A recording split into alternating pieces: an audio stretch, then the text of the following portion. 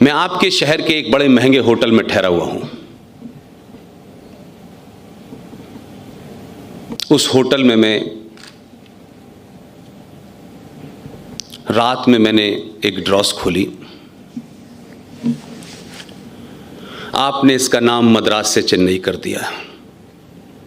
आप अपनी रूट्स की तरफ लौट रहे हैं, लेकिन इस मद्रास से चेन्नई के सफर में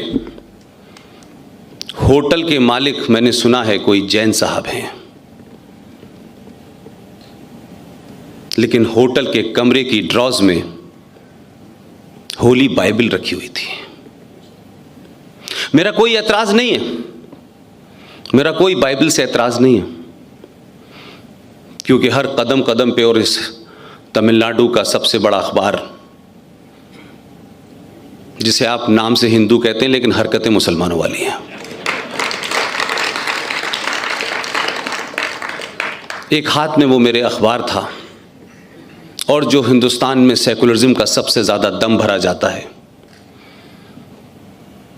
मेरी शिकायत है, बाकी आप लोगों का शहर है, आपने मुझे पिछले 24 घंटे से हमारी मेजबानी की, उसमें कोई कसर नहीं है, लेकिन मैं इस बात को डाइजेस्ट नहीं कर पा रहा। मैं सेकुलर नहीं हूं, ये बात अपनी जगह है, मैं सबको पता है कि मुझे सेकुलरिज्म नाम का कोई बुखार हुआ नहीं कभी। मैं शुद्ध रूप से कम्युनल आदमी हूं, और मुझे अपने कम्युनल होने पे पूरा प्राउड है। लेकिन मेरी चिंता यह है कि सार्वजनिक जीवन में आपको, क्योंकि देश सेकुलर है आपका, कि 76 से पहले कम्युनल था। इंदिरा गांधी को पता चला कम्युनल है, तो उन्होंने 76 में उसमें एक धारा जोड़ी और आपके प्रेमबल के अंदर शब्द सेकुलर डाल दिया। उस दिन से हम सेकुलर हो गए।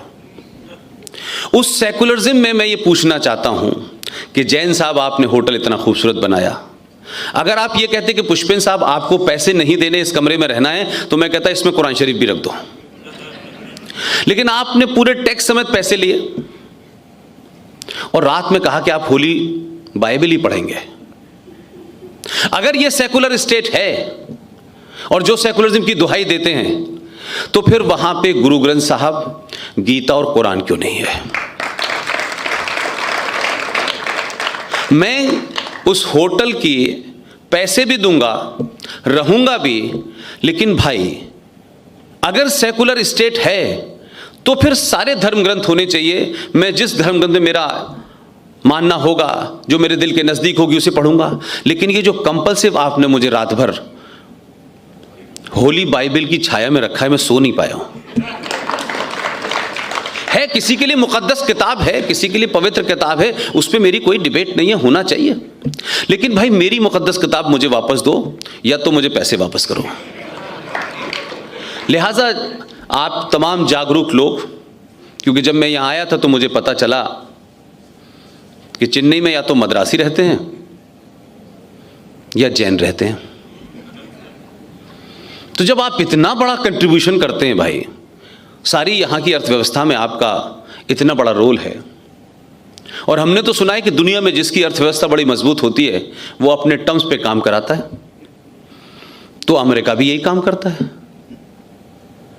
कि क्या खरीदना है क्या नहीं खरीदना है। वो बार बार आते हैं, आप ये खरीदे, भारत कहता है हम तुमसे नहीं उनसे खरीदेंगे। तो जब आप इतनी बड़ी अर्थव्यवस्था में आपका रोल है, तो भाई साहब बाइबल के साथ कुछ गीता भी रखवा दीजिए। इसलिए कि बहुत सारी बातों का सलूशन जो है, जो हमारे यहाँ पिछले 70 साल में एक कल्चर बना है कि समस्या को इतना घुमाते रहो कि समस्या खुद ही घूमने लगे।